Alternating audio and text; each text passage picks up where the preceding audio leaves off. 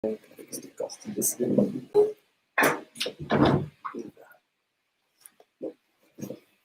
No, sono...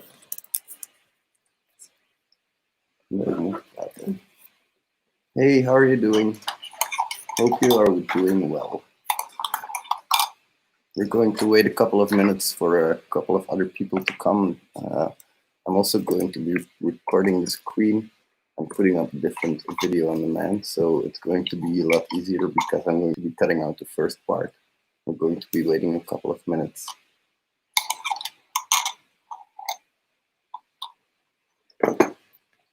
Let me put on some music. Can you hear me all right? That's an important question.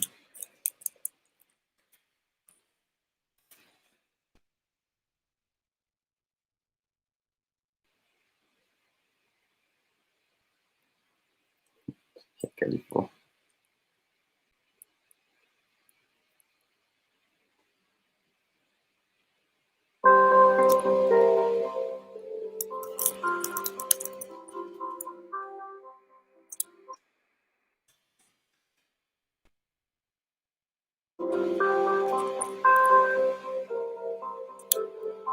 Hey, how are you doing, man?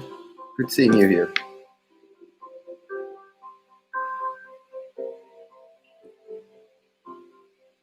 Hey, thanks, man.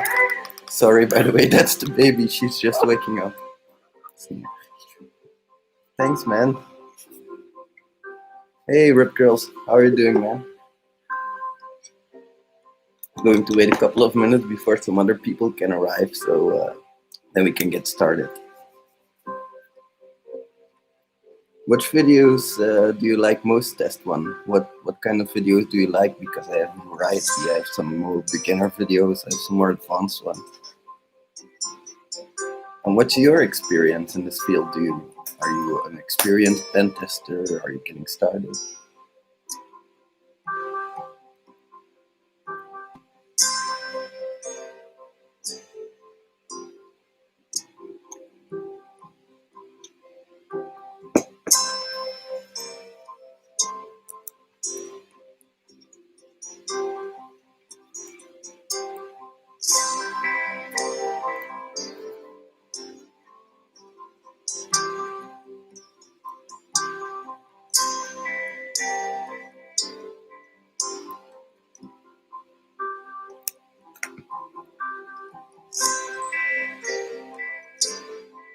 Can you hear me all right, by the way?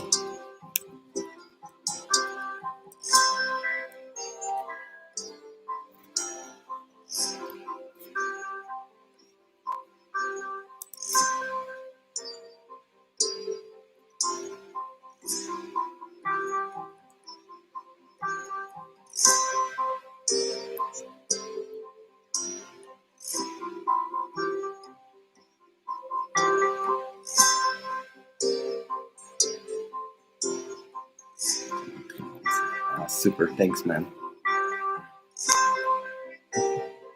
My lovely wife is here with me as well, by the way.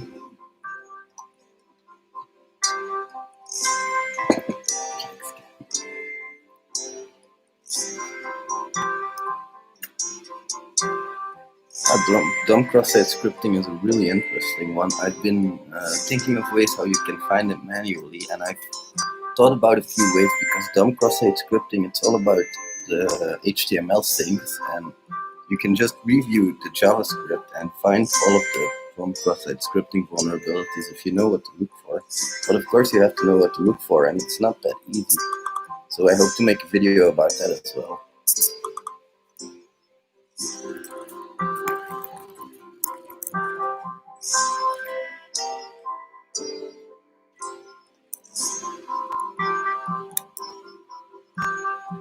Alright, a couple more minutes and then we're going to start.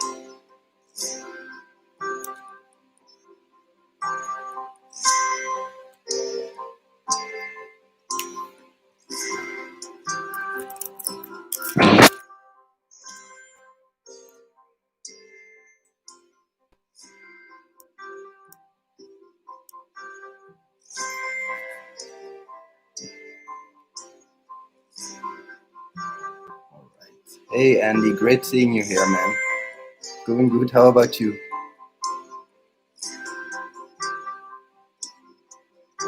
Hey, buddy. How are you doing, man? Great seeing you, brother. Well, that's a great question. I'm going to leave that one for when the QA starts in about 2 minutes, but that's an excellent question. Quickly going to plug in my laptop right now so we don't lose power during the session, and that way we can get started. I've prepared a few questions of my own, and I hope you have some as well for me.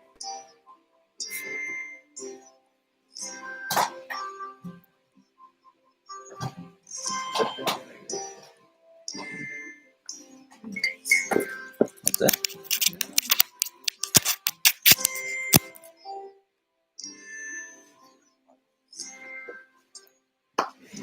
All right, excellent. Okay, let's move down. So I want you guys to meet my lovely wife. This is Tiana. I want you guys to see her real quick. She's here with me as well. So just about another minute and then we can get started. It's like a hey chat.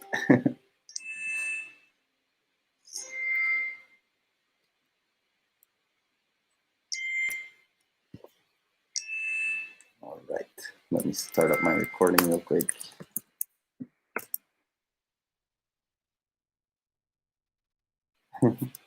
No, she's not a bug hunter. She's making everything possible. Because when I bug hunt, I also have a baby, as you guys probably already know. She's about a year old. And bug hunting with a baby is really hard for you dads and mothers out there. You probably already know that, but bug bounty hunting with baby is not the easiest thing in the world. So she takes care of the baby, she takes care of the household, and I can get to do all the technical stuff. So I'm really thankful. Without her, this wouldn't even be possible. This YouTube channel wouldn't be possible. So thank you. All right, let's get started, everybody, shall we? Hello, this is the thexssrat speaking.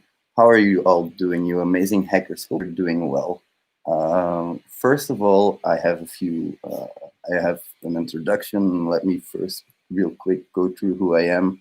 I'm 28 years old. I'm a full-time dad. I also do test automation as a full-time job. I am currently a software test lead. I lead a team of 12 software testers, and we are responsible for the quality assurance. So for the moment, let's get started with a couple of questions because there are already some. Test one, you asked, how can I make my approach unique? Any suggestions? First of all, I always say you should start not going for the low-hanging fruit. So the low-hanging fruit, in my opinion, a lot of people have asked me, what do you mean exactly by low-hanging fruit? They give me some suggestions like cross-site scripting, SQL injection, and I say anything can be a low-hanging fruit.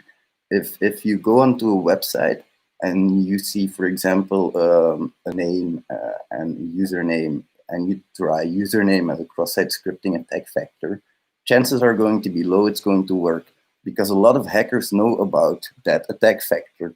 So when I say low-hanging fruit, I mean attack vectors that are public and that are very easily visible. So what I suggest mostly for getting a unique approach is diving really deep into the website itself, going really deep into the JavaScript, and finding all those hidden endpoints, finding all those hidden parameters that you couldn't find any other way. So that's pretty much what I suggest. Try broadening your attack field, try finding as much attack vectors as possible. All right, so the next question, hey brother, best bug bounty platform to begin with to increase bug bounty chances? So that's a really good question. Some people have asked me that before. I'm going to post something in the chat and also in the description below. It's an article by a good friend of mine who's in our Slack group as well. In there, he lists a list of Google dorks, so it's a URL in there. I would advise you all to read that article. In that article, he lists URL of Google Docs, and that way you can go and use them to find bug bounty platforms that are not as public. So it has a big advantage because not a lot of hackers are on there, and you can start gaining reputation on a less known platform. There's also a bug bounty platform called Open Bug Bounty, and Open Bug Bounty allows submissions from every single website on the web. Now they do this. Sometimes you might get rewarded, sometimes you might not, but they do this to help hackers like us. When we find a vulnerability and we have no idea where to report it, we can report it to Open Bug Bounty. So what I would advise you to do is just go to Google, pick a website you like, try to see if they have a security.txt file. If they don't, maybe try if you can find something about reporting vulnerabilities to them. And if you can find a way to report vulnerabilities to them, start reporting the vulnerabilities to Open Bug Bounty if you find any. That's what I would recommend. Don't join any of the big platforms like HackerOne or BugCrowd. And if you do, you really have to know what you're doing, and you have to be able to find those unique paths that I was talking about in the previous question. That would also, of course, increase your bug bounty chances by a whole lot, in my opinion. Now, Lucas Hope, you asked, what age did you start learning security? I was pretty much interested in security from the beginning when I started working with computers. I started working with computers when I was about 10 years old. I've messed up my computer quite a lot, and I brought it to somebody who could repair it, and he was like, you cannot mess up a computer as bad that you cannot repair it using it normally. So that's when my bell started ringing, and I started looking up ways to repair computers and started hacking with them as well. Doing the kind of weird Windows stuff that you had back then, because you could break into computers using the print dialog and all kinds of crazy stuff. But of course, I never got really deep into it until I was about 27 years old. Then I started doing my OSCP, and I got very deep into what kind of hacking was possible. Test one, you asked, okay, thanks, but I guess I get confused while doing labs. There's only one parameter in cookies, but on real website, I see a lot of parameters on a request, which confuses me a lot.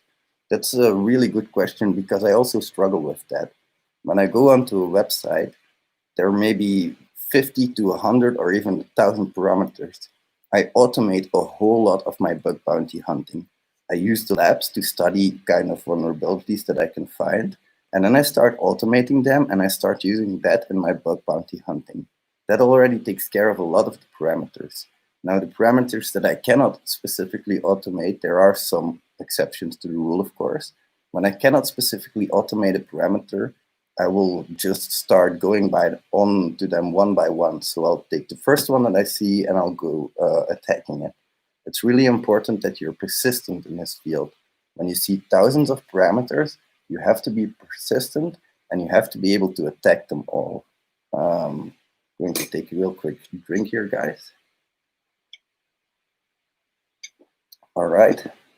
So, Marsh Official, you asked, did you read the Art of Social Engineering book? I did. I really, really liked social engineering.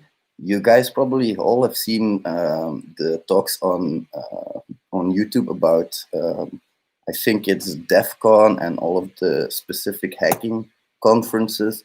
A lot of those talk about either physical pen testing, so you get inside buildings, or they talk about scamming people with social engineering, that kind of stuff. I'm really into social engineering myself, but the problem is most companies aren't. So when it comes to most companies, they're more interested in actual pen testers than social engineers or people who can break into the building. Most companies have this stupid blind trust in their own security systems that no hacker or no idiot can ever break into their own systems. But for me, it's completely unfundamental, that trust, because you notice that most companies you can easily get into.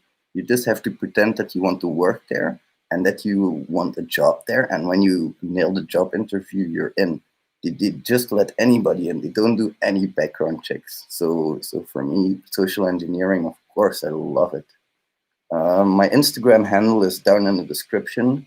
Rip Girls, do you think the game is saturated with bug bounty hunters right now? What do you think the future will hold in that regard?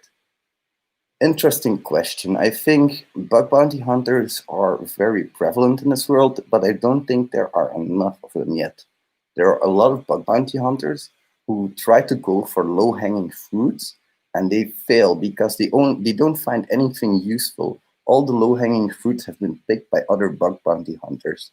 But we need more bug bounty hunters that can think beyond that first layer of security. A hacker usually thinks very, very deeply, and we need people that are able to do that as well. So all in all, I think there is a lot of room in this field, of course, but also people have to start looking beyond those low-hanging fruits. The best automated vulnerability scanning and my view on Metasploit. I don't really know Metasploit all that well. I'm going to be honest with you guys. In my OSCP, I did not use Metasploit once. You had the opportunity to use Metasploit once in your OSCP exam, and I didn't. I was saving it for the last when I really was struggling, and I am not a big proponent of Metasploit. Most people throw stuff in, they set the options, and they don't know what exactly they're doing. So for me, I try to avoid it because in bug bounty hunting, it's not all that useful either. It's more useful to know what you're doing actually than to just go onto Metasploit.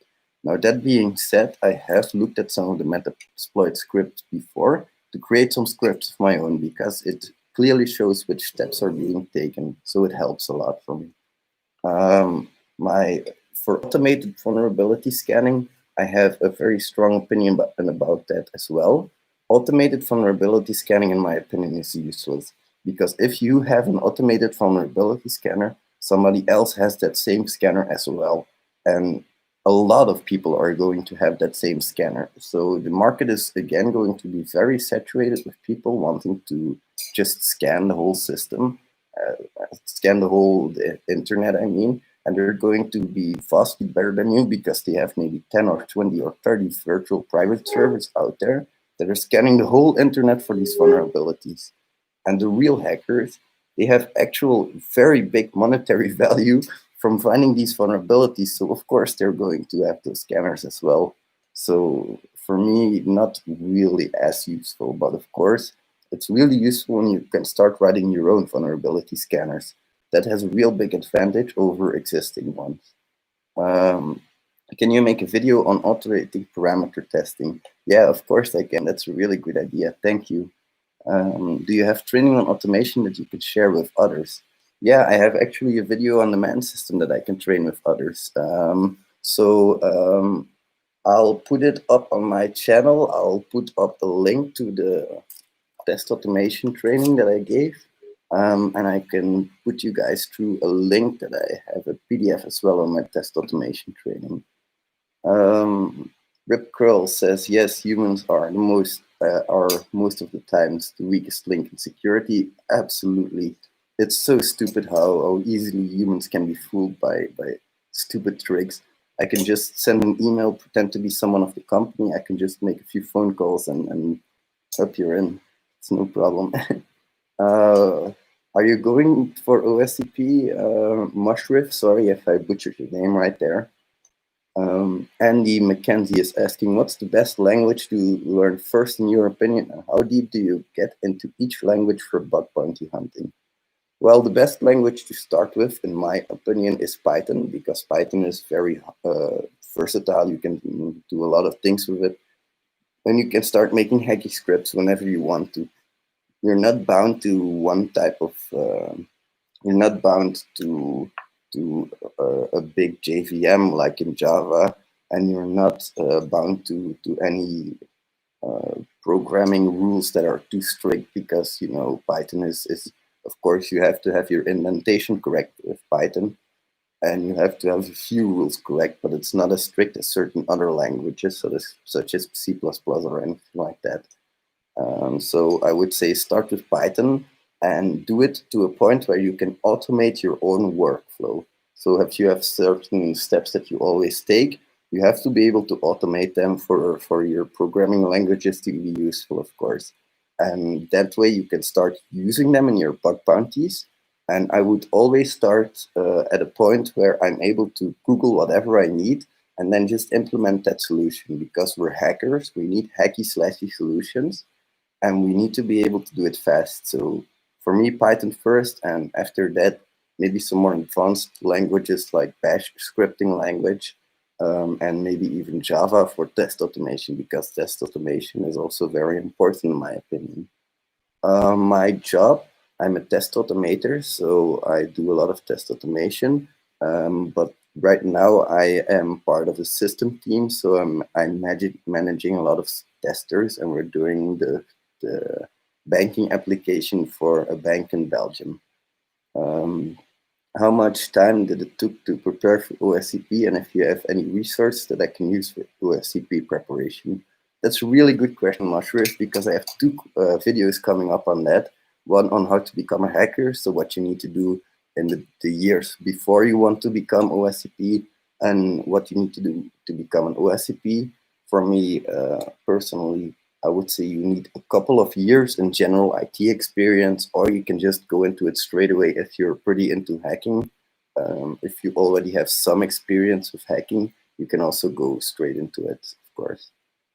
Test one asking why today is is no one on both the platforms. What makes him so different? Why today is no one on both? Sorry, can you repeat that question, please, test one? I don't completely understand that. So I already have some questions of my own as well. Rip Girls is asking another question. Excellent. I prefer yours, of course. So if you have any question, drop them down in the chat below. Rip Girls asks, do you recommend to get some basic projects in front-end / back-end dev going to better get to know how the underlying processes work? If yes, which frameworks? I would recommend that you do, again, in regards to something that you find useful, because it's very important that you have the motivation to finish the projects that you start. A lot of people, including me, I start a lot of projects. For example, I like game programming, so I started making a few games. And that really helped me, because liking games helped me get through the times that I didn't have much motivation. I would just go find other things to do to work on my games. So I would go test those games. I would draw some art for my games. I would try anything. And when I was in the mood for programming, I would go straight back to programming. So again, Python, of course, for me is a big recommendation. Start with that. If you want to get some experience of applications that happen in real life, I would start with Angular. Maybe Angular is something that happens a lot. React.js. The problem with all these front-end and back-end technologies is that they get updated so often, and there is so much new stuff on the horizon that it's really hard to keep track. So what I would recommend is that you just get a general idea of the concept. Just pick one that you like, and just stick with it. Try to find some vulnerabilities in it. This is something that, for me, not a lot of people realize in bug bounty hunting, but is a very important aspect of being a security researcher. You're a security researcher, and that is something that's very important to understand. You're not just using other people's work anymore. You're starting to develop your own work, and you're starting to research into vulnerabilities that you have to understand very deeply, because, uh, like I said, there is a lot of room for a lot of bug bounty hunters. But you have to make sure that you're into a technology or into a niche market, because so many people before you have already done so much work. You need to go deeper. You need to be able to use the work that's already been done in a fast way. You need to be able to digest that work, and then you need to be able to go very deep into it. So for me, that's also very important. Test one asks, he is a hacker on Buckrout or HackerOne, and no number one on both platforms. So why today is no one on both the platforms? What makes him so? Why he's number one on both platforms? I'm sorry. What makes him so different? I have no idea. I I don't really know the guy, to be honest. But for me, it's the ability to think different, to think outside the box. That's what I know. A lot of people on Intigriti that are number one. And these guys, they're brilliant. They, like I said in my previous answer, these guys, they don't look for vulnerabilities that other people have found. They start looking for things that people haven't even started describing yet. You probably all know the OWASP top 10. I'm not a big fan of that, because it describes things that people have already found, but it doesn't describe them in detail. There's this brilliant security research on cross-site scripting being done currently, and it's not just I take this attack vector, I put it in an input field, and that's it. But it's how do I defeat web application filters, and which web application filter is vulnerable to which type of attack, and why are they vulnerable? And it's that kind of security research also in for example, Chrome. There are security research being able to trigger certain vulnerabilities in the sandbox that Chrome wants in. And that's what makes them different from the people who just reach for the low-hanging fruit, for the vulnerabilities that are really easy to find, for the people that take a cross-site scripting attack vector and they paste it in a name field or in a username field. That kind of stuff doesn't work very good because you have to realize a lot of people before you have done that as well. You need to be able to find your own thing. I always say I took the path that was least walked, and I want you to do just the same because it's really important that you find your own style in this line of work. Some unique bugs to increase the chance of bug findings. Can you please list them? For me, I'm going to list a few bugs and I'm going to tell you why they're low-hanging fruit, and I'm also going to tell you how to change them from low-hanging fruit into non-low-hanging fruit. So let's start with cross-site scripting. You guys probably already know what cross-site scripting is, so I'm not going to divulge into that. You have, for example, a reflected cross-site scripting on the search page. So you have a search page, you enter a cross-site scripting attack vector, you press enter, and your cross-site scripting attack triggers. That's a low-hanging fruit. And non-low-hanging fruit would be able to trigger a cross-site scripting attack vector on a 403 page that was triggered by calling a .htaccess file that doesn't even exist. So that would be a non-low-hanging fruit. Another example would be of IDOR. This is one of my personal examples. You're not able to download the product details directly, but you're able to go to an export function and export the file with all the products in them. So that's an insecure direct object reference that's not easy to find. Another non-low-hanging fruit would be for broken access control. Let's say, for example, you try to delete an object. A lot of people can try to just delete that object. But what if you get an error back and you still go looking into if the object was actually deleted and you got the error, but the object was deleted? So it's still a vulnerability, non-low-hanging fruit. Now, SQL injections, that's a lot harder because it's hard to find SQL injections because a lot of people have found them before you. But what if you start looking into the JavaScript files and you find parameters that nobody else has found before you? You can try SQL injection on that. That's, again, a good example of a non-low-hanging fruit. So those are some of the examples that I can think of. For example, also LFI and RFI, so that's local file inclusion and remote file inclusion. Those can be low-hanging fruit because everybody can find them on the visual parameters. What if you find a non-visible parameter in a JavaScript file? That's also, you can try LFI and RFI on that, and maybe you can change that to remote code execution. One of the guys I regularly talk to, he found a hidden parameter. He was able to do RFI on it, LFI on it. He was able to get remote code execution that way. So it's really interesting if you look deeper than just the surface level. A lot of people start hacking right away. What I do is I spend at least 8 hours using the application like a normal user would, because it's also very important that you understand the severity of your bugs. You have to look into high impact fields. You don't look into stuff that doesn't matter. For example, CSRF on a logout forum, that's not important. People don't care about that. So why would you? Another question from test one. How is he able to find so many bugs? It's crazy. Some say he's powerful. He has a powerful automation.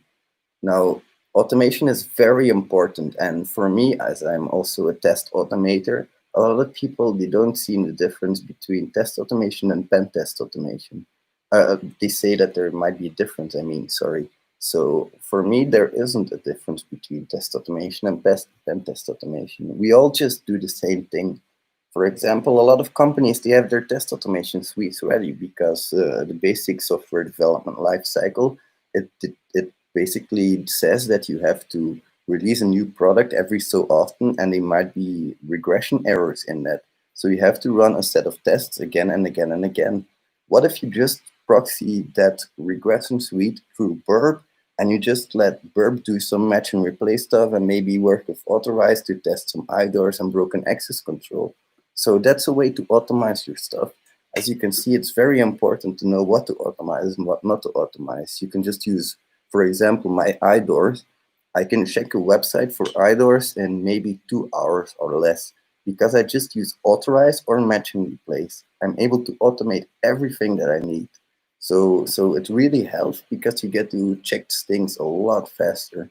And also, when you have a lot of scope, it's really useful to be able to check things faster.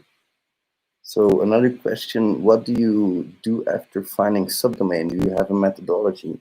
Yes, I do. I have a video up on the channel, but I'll repeat it real quickly. So for me, it starts with I insert a cross-site scripting attack vector everywhere. Of course, I have burp on, so I route all my proxies to all my traffic to burp proxy. Then I make 2 test accounts. I make a test account with lower privileges and one with higher privileges. And I start using authorize to check which accounts can access information we shouldn't be able to. Then I start making 2 accounts from different companies, if that's possible. And I start seeing if I can get data from different companies, from different users. That's mostly my attack strategy. I don't really look for SQL injections. So what I do next is I start reading the JavaScript files. I'll look for hidden parameters, look for maybe paths, maybe admin stuff, maybe secrets, maybe validations, all the juicy stuff. After that, I'll go on to maybe Google, and I'll start doing some OSINT on Google, start doing some OSINT on Wayback Machine, see if I can find more attack factors. I'm doing all the stuff that's really hard to find, not the easy stuff to find. So that would be my way of approaching a target, I'd say. SSRF finding, I got a video coming up on that because I need to do a lot more research into that because I honestly don't look for that yet. That's not on my attack list yet. Tell about WordPress, Drupal, and Joomla related things. I heard a lot about WordPress, need your expert advice. So WordPress has a few vulnerabilities that I always look for. For example, XML-RPC.php. A lot of targets don't consider this a vulnerability. What XML-RPC.php does is it enables you to enumerate users, for example, enumerate posts, brute force passwords, that kind of stuff. It's not really something I look for a lot because a lot of companies don't consider a vulnerability to enumerate users and that kind of stuff. So for me, I don't really look at that. What WordPress also has is a lot of extensions, a lot of themes, and a lot of plugins. If you use outdated plugins and outdated themes, it becomes a little bit more risky because those things, of course, also contain software vulnerabilities. And WordPress, as far as I'm aware, does not automatically warn you about these vulnerabilities. So you have to stay updated, of course. Now, it's been a long time since I've used WordPress, so it might be different now, but that was the way it was when I used it. Marge Official asks, what is the use of Wayback Machine and Bug Bounty? The Wayback Machine is very useful for me because there is a sitemap also of the current year, but also of the years past. So years past might not be active anymore, but they might be. So that's why it's also interesting for me to look at the sitemap of years like 2005, 2006, up all the way up to 2020. And you have a site summary, and the site summary also contains some endpoints that are not directly visible to everybody. So might be some endpoints that have been online, but it might also be some endpoints that are still online and that are useful. Thanks for that question. Rip Curls, do you think the game is saturated with bug bounty hunters right now? What do you think the future will hold in that regard? So no, I don't think it's saturated at all. I think we'll have a lot of opportunity for bug bounty hunters still to come.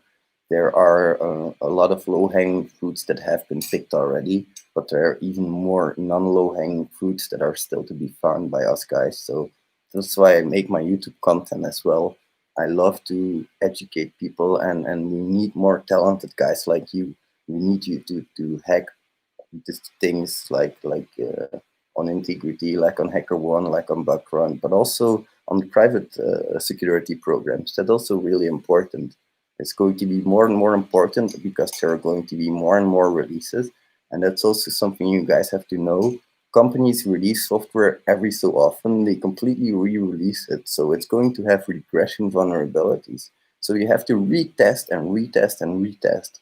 When a new module is released, you have to keep testing the new module as well. It's very important that you also test your old things on that website. Sometimes the developers made a change in a different part of the website and it could have caused something else to be broken.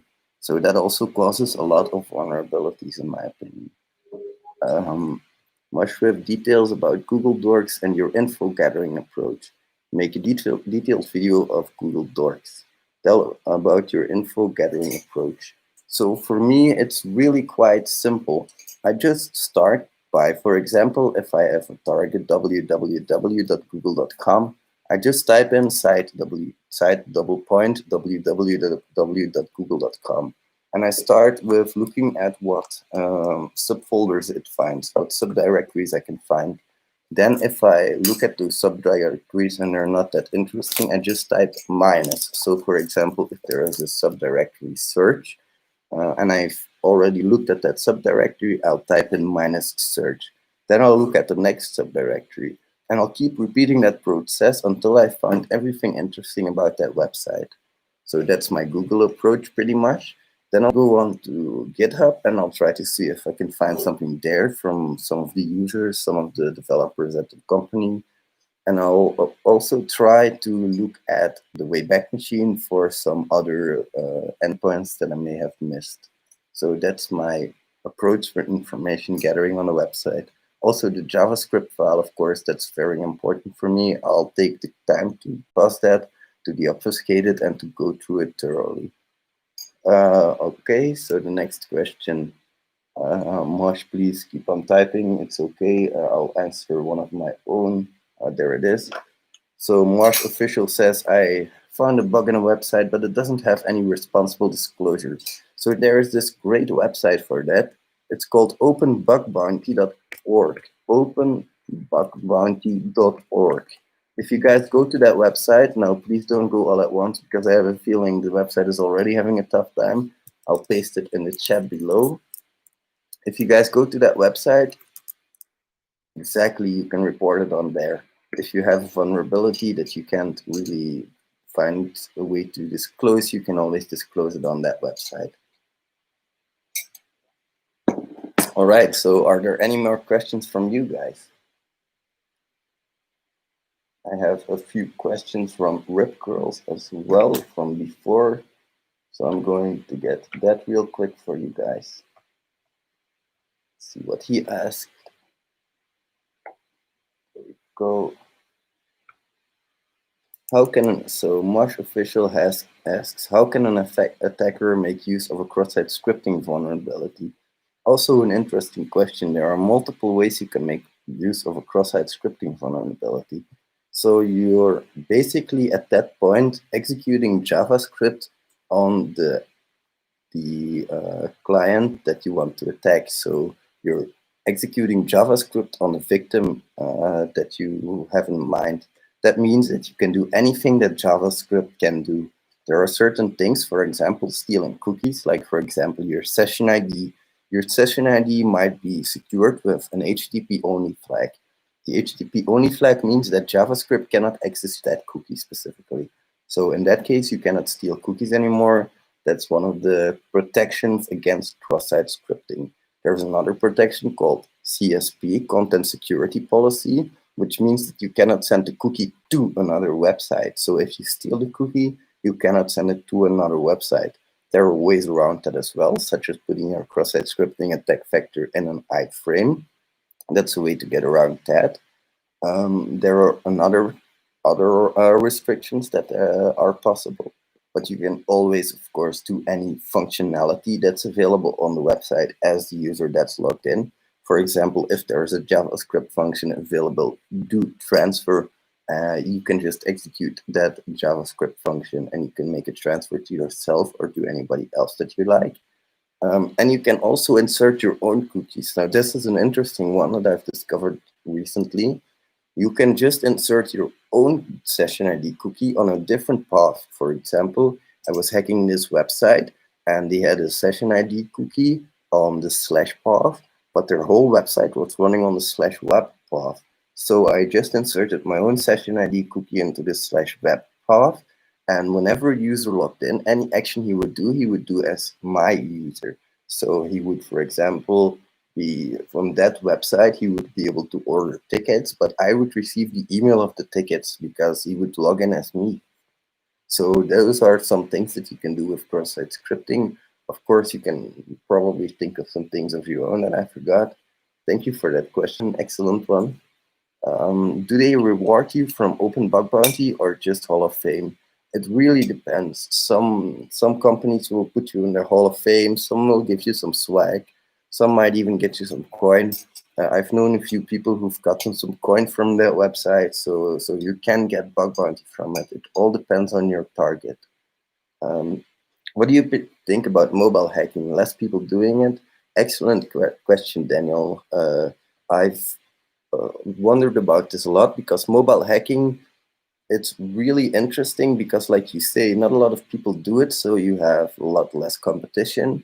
But it's also a lot harder because you have to root your device, you have to bypass the root check, you have to bypass certificate pinning.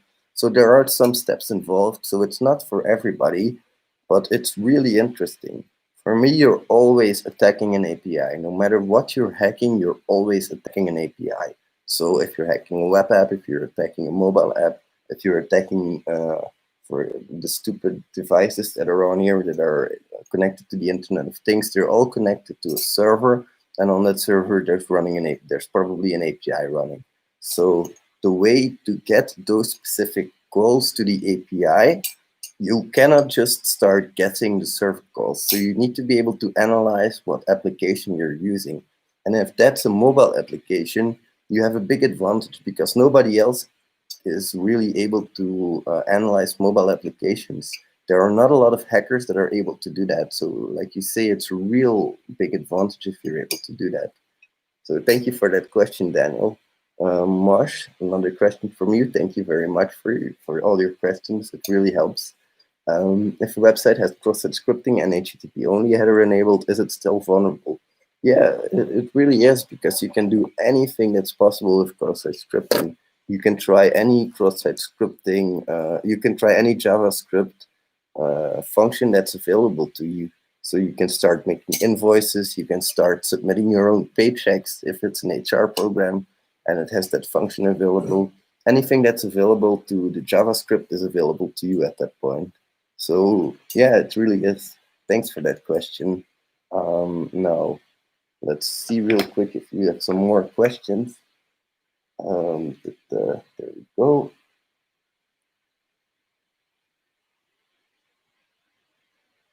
Gotta get my list up. All right. So thank you, Mushroof. Again, can I put cross-site scripting payload in the refer header and user agent header? Yeah, that's a really good question as well. You really can, because on some websites that value gets reflected. And if it gets reflected, you can get a reflected cross-site scripting that way.